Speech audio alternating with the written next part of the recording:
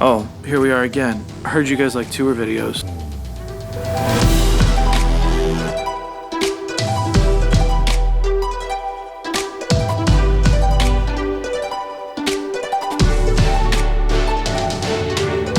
The first one with Mark on drums, I learned a ton, and I know you guys did as well. These are so fun, and there's more coming with monitors in front of house, so hit the subscribe button because you don't want to miss those.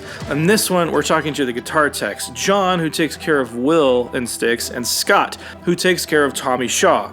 These guys were busy as soon as we got there, and we got there early. They were already set up in their stations, working, getting the guitars out of their cases to get them weathered, changing strings, doing setups, making sure everything was working. They were hitting the ground running, and there's a lot of information here. And just like the last one, it's a long video. But if you're into guitars like me, this is a super interesting conversation. John, who talks more about kind of the setup behind Will's gear. Then we talked to Scott, who's talking about the setups and what all he keeps with him at all times to fix any and all problems with the guitars that may happen on the road. And then interesting drama surrounding guitar finishes, but you'll just have to wait and see for that one. But real quick guys, there is no sponsor for this video, so if you find value in these videos or you like them, please hit the subscribe button. It helps immensely in the amount of cool things that we can go do with the channel. Make sure you're subscribed so you don't miss the monitor video, the front of house videos, because they're coming up and they're bonkers. So without further ado, let's jump right in with John, who is Will's guitar tech, and then right after that, Scott, taking care of Tommy Shaw. The guitar tech in his natural state. B down here. Oh my. And it narrows out to like a C shape. Super comfy. I hate like gloss necks, but that feels really good. Yeah, me too. Usually I'm a matte kind of guy because I feel like my hand gets stuck, but this is super duper comfy. God, it looks good. Yeah, dude. This is my rig. I take care of Will. It's kind of the auxiliary. Can I pop this like on your hat? Yeah, dude. That'd be all right? Yeah, for sure. Everything auxiliary, he plays like mandolin and a bunch of acoustic tuning, stuff like that. So check out how many instruments there are back here, man. What's the main, or is there a main? It goes through phases. Right now, he's pretty heavily playing the Telly and the SG right now. The Suhr, and then it's a Gibson custom shop S. So it's pretty sick. Really comfy. This is, I think, the first SG that I've ever seen that doesn't have check it. No head. There's no head dip. No head dip, which blows my mind. But so the back weighs 20 pounds. It does. You want to hold it? No. Okay. It's really well balanced. Oh wow. Yeah. Super comfy. Now, if you breathe on it the wrong way, it'll go out of tune. But other than that, it's beautiful. Good Lord, man. The first time I put an SG on without it going. I know, it's crazy. And I love SGs, but it's always off balance. So you just need a custom shop one, that's all you need. Yeah, exactly. Just spend a couple grand on the custom. The PDI-03s. Yeah. I love the cabless for being on the road. This seems... Yeah, it just makes it for a super consistent, setup. And I'm just using the Kemper as a spare in case something goes down. But other than that. And what's the main? The main is actually, so I've got my amps right. Oh. I've got a BOGNER and for a dirty and a modded Princeton for clean. What's the go-to model if everything goes down? What are you pulling up on the Kemper? I've profiled. I've profiled this rig, so it sounds pretty dang similar. Yeah. But through everything, through the cab simulator and everything. Yeah. So it sounds pretty dang similar. It doesn't feel quite the same, but in a pinch, I've never had to go to it. Knock on wood, but Yeah, knock. But if I ever do. It's pretty convincing. So powered Kemper into the PDI-03 load? So no. Okay. That's just line level, and I've got it. So okay. I've got a radio box that it's a passive mixer. So It's 2 inputs and then 1 output, and I've set the levels so they're the same. So I actually just switch the outputs. I gotta label it still, but that's how easy it is to go to the Kemper. That's nuts. Yeah. And this is just a spare PI. I've never had to go to it, but we do all of the exactly. We do all of the effects from our stations over here. So I've got a whole bunch of pedals and it's constantly changing and stuff. But yeah, How amp much changing. of that is like something you want to add, and how much of that is something they want to add? It's a little bit of both. You know, I'm a huge pedal guy too, and I don't mind switching it. But I mean, a lot of it is basic. Some of these are 1 or 2 time uses or 1 song uses, but they're important. You know, especially Will being the auxiliary guy. You know, that does everything and fills in all of the gaps. So it's important to have a bunch of different tones. But yeah, it's cool. I love running it this way versus, you know, like a multi-effects or something like that. It just sounds better and more natural, so. I freaking love the Flint. Me too. As, like that is, everybody loves the Flint, but Yeah, dude, it's solid. sick. I love the trem on it. I think it's the most convincing spring reverb but dope, man. Yeah, this is my rig. It's pretty basic, but it works real well. This is very important.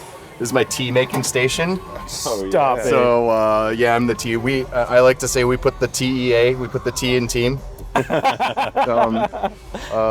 right, we got the honey. We got the okay. So this is a very important part of being on the road too, is who's making the tea. And since I'm the new guy, You're making the tea. I'm making the tea for the time being and probably forever. It's because I make the best tea. Yeah. But yeah, that's my rig. All right. Now we're at the fair. Now we're at the fair. Deep fried Oreos. Taste test. They're warm. I just wanted to find some weird deep fried food. I've never been to the state fair. There's no good way to do this. What you Okay. what you expect, right? Well, we have 4 more. Not bad, actually. They're not. Just got the fair vibe, for sure. Get a bowl of ice cream and put them in there.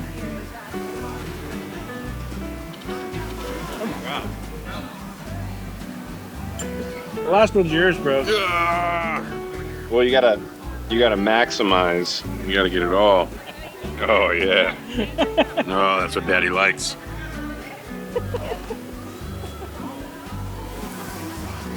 We did it. We did it. We're fair people. So this is the rig, right? Right here. Yeah, This amp right here. this is it. That amp. When? Nobody would know. Nobody. Nobody would know. That's my clean channel right there. Are all of your string changes this picturesque? Like, Oh, always, yeah. this is Nice dope. breed. I only. This isn't the one you said you left out and faded, was it? No, that's my the one with the Floyd on it. Oh yeah. Yeah, I've sitting it out on the front of the deck for Yeah. like a year, and now it totally looks like a honeyburst now. But Gibson right now because during COVID, Sherwin-Williams bought out their paint manufacturer, but got to keep the contracts. Sherwin-Williams think it would be good, but their house paint. And so like all the Les Pauls, I got a white one last year, a silver burst, Firebird.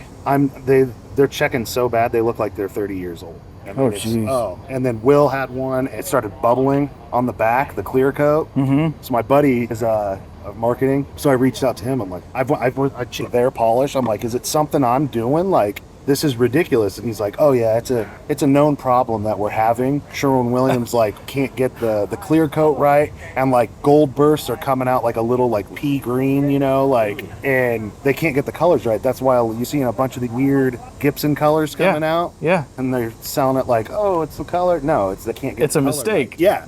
And they still have to sell them. I'm sitting here going, I mean, some of these guitars that he has, you know, and he's spending like $7-8 grand on them, you know, and I'm like, if I saved up all my money to buy the Les Paul of my dreams, and I had it for a month, and it just starts spider webbing. Oh. I'm like, I would be irate, you know? So I asked my buddy, I'm like, well, what are you guys doing? And he's like, well, you know, I mean, we still have to sell guitars, so if we get any complaints, we just do a refinish for them. And I'm like, but it's with the same crappy, like, lacquer and everything, so it'll it's just last gonna do another- the same thing. I'm like, how can you? But he's like, oh, I know, we're aware. It's just, you know, what do we do? The fingerboard looks immaculate. What I is use- this? F1 oil, right, to oil it, and then I use Gorgamite, which the guy that passed away, Tommy's original tech, is the inventor of Gorgamite. Oh. And basically it's this cloth, but it polishes all the frets up nice. That looks And then beautiful. every day I do, you know, well, every day. My guitars get 6 songs on them, and I replace this. So I keep a log, and with 22 guitars, I'm still changing like 6 guitars a day at least. Jeez. So, and I'll do full, you know. What are the strings of choice? He's endorsed by GHS, Yeah. so we use the nickel rockers on his regular Les Pauls and SGs and Firebirds and Explorer. We do 10 to 50. On his hollow bodies, we do 10 to 46 because he can bend them more. Okay. And a lot of the songs he's playing them on is like Renegade and Rockin' the Paradise. And he was on 9s when I started with him. You know, I was like, "You're a big boy. Yeah. You should be playing big boy strings." So I got him on 10s, and sure enough, he's like, "Man, it sounds so much better." And they stay in tune better. Yeah, exactly. So, and then let's see, acoustics. I put them on the Americana series, and these things sound great. They're just phosphorus bronze, and we do 56 to 13s on that, and then we do phosphorus bronze 12 to 52 for all his 12-string acoustics. 10 to 46 for his 12-string electrics. Jeez. And then I just started using the banjos. I geared him up 10 to 10s because he was on 9 to 9s and Man, it was too light. And then mandos 10 to 36. you got it's an entire setup in here. And then all your yeah. extras. Oh yeah, these are all my extras, you know, from when I pop a string. Yeah. And my tube testers. I mean, hell, you gotta have all your soldering irons, cable testers, voltmeters. Man. Extra. I'm big on Tusk right now because I don't have time to be like doing bone nuts and everything on Yeah. the road, which I'll do when I take them home. But so I started getting into Tusk, and I just did all his acoustics with new nuts, new saddles. They sound amazing. Like it just opened them up, and you wouldn't think something so small, but. And then you gotta have your drawers of tiddly bits. Tiddly bits. You know, That's a lot of tiddly bits. It's a lot of tiddly bits, but I use all these tiddly bits. So, what else? Man. And then you have to have tubes because I was actually gonna do retubes. Don't show that off to man. Yeah, people, because it's hard to get right yeah. now. Oh yeah, we got Maulards, tongue soles, Svetlanas. You have the stockpile for the country right now. Right. In one drawer. Well, and I was gonna do retubes today, but when you go and see my tent, there's like no level ground whatsoever, so I had to put everything in donuts, and I'm like, yeah, we're gonna do that tomorrow. But Because then you'll have a those garage. Lawlers, exactly. That's why I was like, yeah, well, I'll be in a garage, I might as well. Extra radial parts and power supplies, and then these wolf tones. These are these wolf tones that I've been getting into. I'm Oh my curious. God, am I out? Oh no. Well, I just reordered more, so, and I'm trying new ones. Wow, I can't believe I'm out. But that's how good they are. I had ordered 5 sets like a month ago, and And you just keep I've already installing put them? them all. Jeez. it's like All right. once he heard them, he's just like, these are amazing. And then I just got this. I haven't installed it yet because I was using we use LR bags Yeah. for all his acoustics, and then I got him on an LR bag banjo, which sounds really good. But then the EMG rep was out at a show somewhere, Vegas or something, and I don't even know if this is out yet. The banjo pickup, but I guess the owner or something plays banjo, so they made him one, and he was like, give me your number, I'm going to send you this pickup. So I just got it, and EMG, I will install this soon because it looks like a powerhouse. Oh I mean, it looks my. like a humbucker, right? It looks like a metal banjo. Yeah. You're So we'll see. Preamp, it's got to be Jeez. pretty good. So it's active, and then what I'm using right now is passive, so we'll see. I like trying new stuff, you know? It's gotta be such a fun aspect. Just getting to try everything else, all the different combinations, Yep. see what kind of sounds you get. Oh, and this is your best friend right here on the road. A bias right. I cannot live without a bias right. Like I used to have to do it all old school. I got this, man. I can swap tubes in 10 minutes. Have the amp bias ready to roll right back in the rig. Saves so much time. I retube his amps every 6 months. Like Just on the dot. Yep. And I found I was running them at 4 ohm and I was doing it every 6 months. Now I dropped it to 8 ohms, and I feel like I could get more life out of it, but now I'm a creature of habit. So in my mind, I'm like, right when that 6 month hit, I'm just like, nope, I have to do it. Yeah. And which is fine. I just have boxes full of used tubes at home at this point, you know. So There you go. yeah, and they're. I mean, I People still knocking on test your them. They door. still say they're good, but it's just if I ever have. Why risk it Yeah, on the exactly. road? If I have a thought about anything, I instant. If it's a strap lock, anything, I'm like, oh, let's get in. If I think of gone. it, just go. Yeah, Yeah. just do it. So I'd rather that than it going down, blowing an amp or his guitar falling off him. Now, just because he has so many in his vault that I'm like, we really need a 60 Strat. Yes. 60 SG out here. Well, not on the road, I guess. Right. I'm like when we have, I used to be his bass tech basically, because when he was playing with the Guess Who, and I was like, what are you using? Because he always had a clip-on, and I was always using strobe tuners. And he's like, Scotty, you got to get one of these. So he got me one. And then I've been hooked on it ever since, because like even on basses, it'll get the low B and... That's a Unitune? Yeah, this one's the Unitune. There's the Polytune or the Unitune. The Unitune only does the notes. The Polytune does like, you can do chords and all that, but I just want... I had the Polytune pedal and I feel like it was not super accurate. This thing's on the money. I mean, I've had, I got Greg on him and John. They use them too, but they have their strobe tuners. But yeah, we A/B'd it with the strobe tuners, and While you guys were over yesterday, I was going to ask, like, what's a good clip-on, and now... that's it, man. I've tried. Well, because they use like snarks in their dressing rooms and everything, and at his house, every guitar has a snark, and I think they're garbage. But then I got this, and yeah, we A/B'd them with. John also used the Peterson strobe tuner. He has that and his strobe tuner pedal, and we A/B'd them, and it was coming up 440 every time, A40. And we were like, I was like, all right, I'm sold. I still have my strobes. They're just in a drawer now. I mean, if you don't have to get out a super expensive tuner. Right. I still can't believe it's the amp right here. Yeah, that's what it's all made of right there. Anybody wants to know? Every record. Gaslight everybody. Car's off the road now, just because he has so many in his vault that I'm like, do we really need a 60 SG out here? Well, not on the road. Right. I'm like when we have 80 other ones to pick from. But like I said, he gets bored. So like this one just came back out last week, but I've got a rule with him where if he brings one out, we take one home because I don't have a vault stretcher. So it's like what I can carry. And when I first took over, there was just guitars stacked in the attic.